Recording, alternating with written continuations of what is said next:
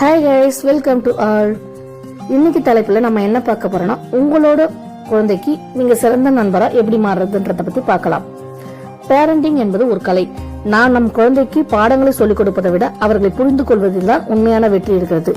இன்று உங்கள் குழந்தையுடன் பிணைப்பை அதிகரிக்க 3 எளிய வழிகளை நாம பார்க்கலாம். ஃபர்ஸ்ட் ஒன் என்னன்னா, ஒரு நாளைக்கு வெறும் 15 நிமிஷம் உங்க போனை ஓரமா வச்சுட்டு உங்களோட குழந்தைங்க கூட விளையாடுங்க. அவர்கள் சொல்வதை காது கொடுத்து கேளுங்க. அவர்கள் விளையாடும் விளையாட்டில் நீங்களும் ஒரு குழந்தையாக மாறி பங்கு பெறுங்க. இது அவர்களுக்கு பாதுகாப்பான உணர்வினை தந்துவிடும். செகண்ட் என்னன்னு பாத்தீங்கன்னா, சிறிய முன்னேற்றத்தையும் பாராட்டுங்க. மார்க் வாங்கியதற்கு மட்டும் பாராட்டாமல் அவர்கள் காட்டிய முயற்சிக்கு பாராட்டு கொடுங்க. நீங்க இதை செஞ்ச விதம் எனக்கு ரொம்ப பிடிச்சிருக்குது என்று சொல்லும்போது அவங்களோட தன்னம்பிக்கை தானாகவே உயரும். தேர்ட் ஒன் என்னன்னு பாத்தீங்கன்னா, உங்க குழந்தைங்க அழுதாலோ இல்ல கோவப்பட்டாலோ ஏன் இப்படி செய்யறேன்ட்டு அதட்டி கேள்வி கேட்காதீங்க.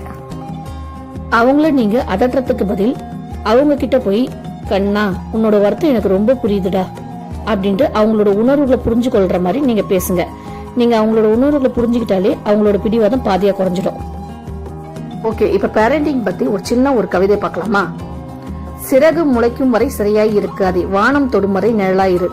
கண்டிப்பு என்னும் வெளியை விட கனிவு என்னும் அன்பால் பிள்ளையை ஆள். பிள்ளைகளுக்கு நீங்க வழிகாட்டும் ஒளியாதான் இருக்கணும். எப்படின்னு பார்க்கலாமா? சொல்லி கொடுப்பதை விட செய்து காட்டு. உன் செயலே பிள்ளைகளுக்கு முதல் பாடம்.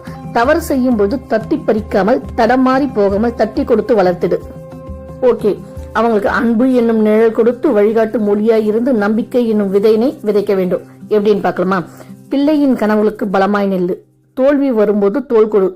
உலகமே எதிர்த்தாலும் உன் பிள்ளைக்காக உயர்ந்ததொரு நம்பிக்கையை நெஞ்சில் விதை. தேங்க்ஸ் ஃபார் வாட்சிங். இந்த வீடியோ உங்களுக்கு பிடிச்சிருந்தா மற்ற பெற்றோர்களுக்கும் பகிருங்க. நன்றி. வாழ்க வளமுடன்.